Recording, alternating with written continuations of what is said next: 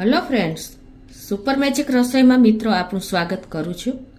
આજે હું બાજરાના લોટના પરોઠા અને મૂળાની ચટણીની રેસીપી તમારી સાથે શેર કરું છું। તો તમને ચોક્કસ આ વિડીયો ગમશે ને ગમે તો લાઈક કરજો, શેર કરજો અને સબસ્ક્રાઈબ કરવાનું તો ભૂલતા જ નહીં। તો મિત્રો આપણે જો હવે શિયાળો જવાની તૈયારી છે એ પહેલાં તમે ચોક્કસ એક વખત આ રેસીપી કરજો, બહુ મજા આવશે। અને શિયાળામાં ખાસ જરૂરી એવી જ આપણે આ બધી આજની રેસીપી છે। તો એના ઇન્ગ્રેડિયન્ટમાં મિત્રો અત્યારે મેં જો આ 2 કપ આપણે બાજરાનો લોટ લીધો છે અને 1/4 કપ આપણે બેસન એટલે કે ચણાનો લોટ લીધો છે। 1 મુઠ્ઠી જેવી આપણે ધાણા ભાજી સમારીને લીધી છે, અડધો કપ જેવી મેથી છે અને આપણે ઘી જોતા પ્રમાણમાં લેશું। 2 ટમેટા છે, 1 મૂળો છે, 4 થી 5 મરચાં છે, 1 લીંબુ છે, અડધો ઇંચ આદુનો ટુકડો છે અને 7 થી 8 કળી લસણ લેશું અને આપણે દાડમના દાણા છે, તલ છે, ચાટ મસાલો છે, અજમો છે, સંચર પાવડર છે, રૂટીન મસાલામાં લાલ મરચું, હળદર, હિંગ, ધાણા જીરું અને આખું જીરું છે મિત્રો। અને આપણે બનાવવા માટે તેલ લેશું, મીઠું લેશું અને પાણી, આટલા ઇન્ગ્રેડિયન્ટ લેશું તો બનાવવાનું ચાલુ કરીએ। તો પહેલાં તો આપણે છે ને આ લોટ કરશું, બાજરાના લોટના પરોઠાનો લોટ તૈયાર કરશું, બાંધી લેશું। તો પહેલાં તો આપણે એની પેસ્ટ નાખવા માટેની તૈયાર કરી લેશું। પેસ્ટ બનાવવા માટે આ 2 લીલા મરચાં, 5 કળી લસણ, 5 થી 6 કળી અને અડધો ઇંચ આદુનો ટુકડો નાખીને હું પેસ્ટ તૈયાર કરી લઉં છું। તો આ રીતે જો આપણે પેસ્ટ તૈયાર કરી લીધી છે ને સેજ દરદરી રાખશો ને તો પરોઠામાં બહુ સરસ લાગશે અને તમે આ રીતે ખાયણીમાં પણ કરી શકો છો। તો હવે આપણે લોટ બાંધવા માટે આ 2 કપ બાજરાનો લોટ છે ને એમાં 1/4 કપ જે આપણે ચણાનો લોટ એટલે કે બેસન લીધું છે ને એ મિક્સ કરી દેશું અને આપણે હવે આ જે પેસ્ટ બનાવી છે એ એમાં એડ કરી દેશું।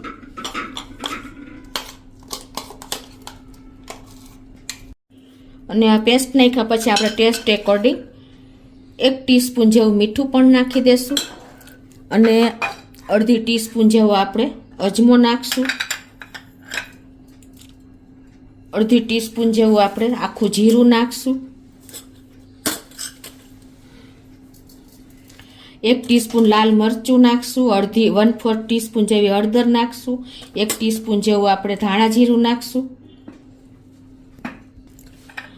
અને 1 ટીસ્પૂન જેવા આપણે સફેદ તલ નાખી દેશું। અને આમાં આપણે એકદમ સરસ ખસ્તા બને એટલા માટે આપણે 1 ચમચી જેવું આપણે ઘી નાખી દેશું। અને મિત્રો આ ચણાનું બેસન જે આપણે વાપર્યું છે એનાથી પણ આપણા પરોઠા એકદમ ક્રન્ચી બનશે। તો હવે આ બધું આપણે પહેલાં તો મિક્સ કરી લેશું। આ રીતે મસાલા મિક્સ કરી લેવાના છે અને પછી આપણે મેં આ 1 મુઠ્ઠી જેવી ધાણા ભાજી ઝીણી સમારીને લીધી છે એ પણ નાખી દેશું। હવે આપણે જે આ અડધો કપ મેથી ઝીણી સમારીને લીધી છે એ પણ નાખી દેશું અને હવે આપણે સેજ હુંફાળું પાણી લેવાનું, નવશેકું એવું, એટલે એકદમ સરસ આપણો લોટ પરોઠાનો બંધાઈ જશે, કેમ કે આપણે બાજરા વાપરો છે એટલે આ રીતે આપણે સેજ આપણે નરમ એવો લોટ બાંધશું, બહુ કઠણ નહીં અને બહુ એકદમ હાર્ડ નહીં એવો, સોફ્ટ નહીં એવો। આ રીતે આપણે પાણી નાખતા જાશું અને લોટ તૈયાર કરી લેશું। તો આ રીતે જો આપણે થોડોક નરમ લોટ બાંધવાનો છે, કેમ કે બાજરાનો લોટ છે ને તો પેડો થોડીક ટાઈમ થશે ને ત્યાં એકદમ સખ્ત થઈ જશે એટલે કે ફાટી જશે। એટલે આ રીતે લોટ બાંધ્યા પછી આપણે એને મસરી લેવાનો છે, કેમ કે તો જ એકદમ સરસ સોફ્ટ લોટ થશે। આ રીતે 2 પાર્ટમાં આ રીતે તમે કરશો ને એટલે એકદમ સરસ તમારો લોટ તૈયાર થઈ જશે પરોઠા માટેનો। તમને ખ્યાલ આવી જતો હશે, આપણે જેમ રોટલા ટીપીને એ રીતે જ આપણે આ પ્રોસિજર કરવાની છે। તો આ રીતે જો એકદમ સોફ્ટ આપણો લોટ તૈયાર થઈ ગયો છે। હવે આને આપણે 2 થી 3 મિનિટ જ આરામ આપશું, કેમ કે જાજો ટાઈમ આમાં આપણે આરામ ન આપી શકીએ, બાજરાનો લોટ છે એટલે। ત્યાં આપણે હવે ચટણીની તૈયારી કરી લઈએ। તો હવે આપણે મૂળાની ચટણી બનાવવાની છે મિત્રો, એકદમ ટેસ્ટી અને આપણે દેશી સ્ટાઇલમાં બનાવશું. તો એના માટે મેં અત્યારે એક મૂળો લીધો છે ને એના આ રીતે આપણે છાલ ઉતારી લેશું. હવે જો આપણે આ રીતે મૂળો પીલ કરી લીધો છે.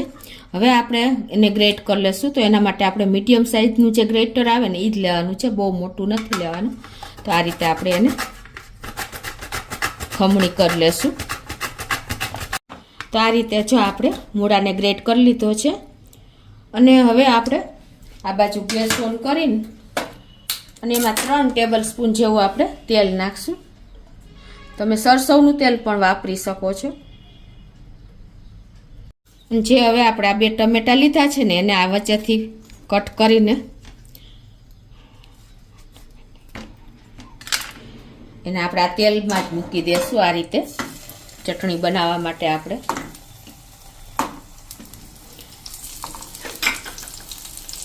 અને 5 કળી જેવું આપણે લસણ પણ નાખી દઈશું અને 2 મરચાના કટકા પણ આપણે આ રીતે નાખી દઈશું.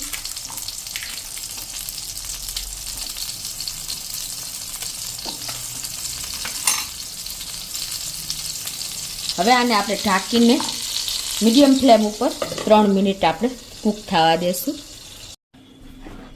તો જો આપણે 3 મિનિટ થઈ છે અને આપણે સરસ આ મસાલો પણ કૂક થઈ ગયો છે. તો હવે આને આપણે ઠંડુ થવા દેશું અને ટમેટાની છાલ પણ આપણે આ રીતે રિમૂવ કરી દેશું. એકદમ સરસ જો ઉપર આવી ગઈ છે. હવે જો આપણે આ ઠંડુ થઈ ગયું છે ટમેટા અને મરચાઈ, હવે એની આપણે આ રીતે છાલ લઈ લેશું ઉપરથી. છાલ પણ જો રિમૂવ કરી દીધી છે ટમેટાની. હવે આપણે થોડુંક મિક્સર જારમાં ચટણી બનાવવાની છે. તમે ખાયણી દસ્તામાં પણ કરી શકો છો. તો આ રીતે આપણે પહેલાં જે મૂળાનું ખમણ છે એ નાખી દેશું અને ઉપર પછી આપણે આ સેજ મસાલો નાખી દેશું. આ બધો મસાલો મિક્સ કરી દેશું. હવે આપણે જે બાકીનો મૂળો છે ને એ પણ આમાં નાખી દેશું. એટલે આ રીતે લેયર કરશું ને તો ચટણીમાં એકદમ સરસ. અને આને આપણે બહુ પીસવાની નથી, દરદરી જ રાખવાની છે. અને હવે એમાં આપણે મસાલા કરી લેશું. થોડી એવી આપણે લાલ મરચું નાખી દેશું. થોડો એવો આપણે અડધી ટીસ્પૂન જેવો સંચર પાવડર નાખી દેશું. ચાટ મસાલો અડધી ટીસ્પૂન જેવો નાખી દેશું. અને આમાં એકદમ સરસ ટેસ્ટ આવે છે. આપણે દાડમના દાણા સૂકા નાખશું ને તો આ રીતે આપણે દાડમના દાણા પણ નાખી દેશું. અને થોડી એવી આપણે ધાણા ભાજી પણ નાખી દેશું. અને આપણે લાસ્ટમાં થોડોક લીંબુનો રસ પણ નાખી દેશું. આ રીતે આપણે લીંબુ નીચોવી લેશું. અને હવે આને આપણે એકદમ ફાઇન પેસ્ટ નથી કરવાની, એકદમ આપણે દરદરી સેજ પીસશું પલ્સ મોડ ઉપર. તો આ રીતે જો આપણે મૂળાની ચટણી દરદરી પીસી લીધી છે. અને હવે એને આપણે એક બોલમાં કાઢી લેશું. એકદમ ફાઇન, તમે જુઓ એનું લુક જોઈને આપણને ખાવાની ઈચ્છા થઈ જાય ને એવી ચટણી આપણે બની છે. તો આ રીતે આપણી ચટણી તૈયાર છે. તો આપણે જો પરોઠાનો લોટ પણ એકદમ સરસ જો એવો થઈ ગયો છે. તો હવે એને આપણે એમાંથી જેવડા પરોઠા બનાવવા હોય ને એ પ્રમાણે આપણે લુઓ લઈ લેશું. આ રીતે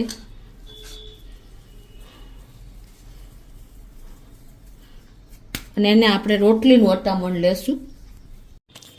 આ રીતે પછી સેજ આપણે હાથેથી આ રીતે કરી લેશું. અને પછી આપણે સેજ અટામણ લઈને ઘઉંના લોટનું અને આ રીતે તમારે વણી લેવાનું છે. એટલે તમને વણવામાં પણ ઈઝી પડશે.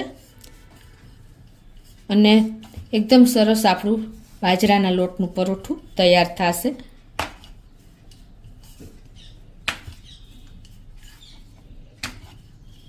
તો આ રીતે જો આપણે આટલું પતલું બનાવવાનું છે. અને જો તમે બહુ બોર્ડર પણ નથી ફાટી, આપણે બાજરાનો લોટ છે તો પણ તમને ખ્યાલ આવી જતો હશે જો.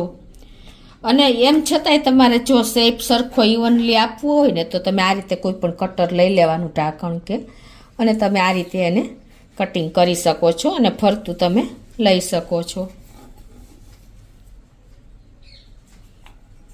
જો મિત્રો આ રીતે પણ તમે બાજરાના લોટનું પરોઠું તૈયાર કરી શકો છો. હવે આ બાજુ આપણે ગેસ ઓન કરીને અને લોઢી પણ મૂકી દેશું. અને એમાં સેજ પહેલાં આપણે ઘીથી ગ્રીસ કરી લેશું આ રીતે. અને ગેસની ફ્લેમ આપણે પહેલાં તો સ્લો ટુ મીડિયમ રાખશું અને આ રીતે આપણે એને થાવા દેશું એક સાઈડ. હવે એને આપણે 30 સેકન્ડ જેવું થયું છે અને આપણે એને ટર્ન કરી લેશું. જો આપણે આ ઉપરની સાઈડ ઘી લગાવી લેશું સહેજ અને આપણે એને ટર્ન કરી લેશું. આ રીતે આપણે ઉલટ પુલટ કરીને અને આખું પરોઠું શેકી લેશું.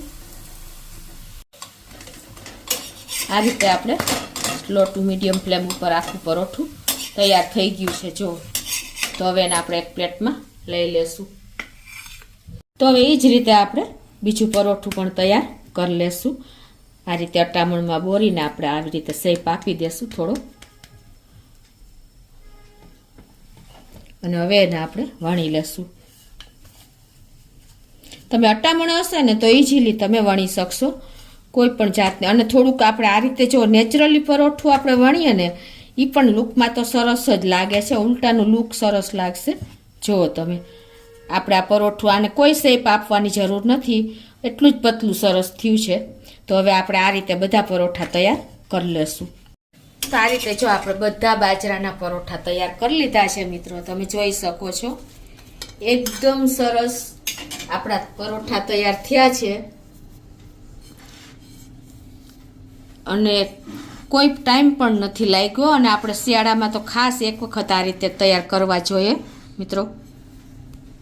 જો આપણા બાજરાના પરોઠા એકદમ સરસ જો છે ને, એકદમ સોફ્ટ અને એકદમ જોલ.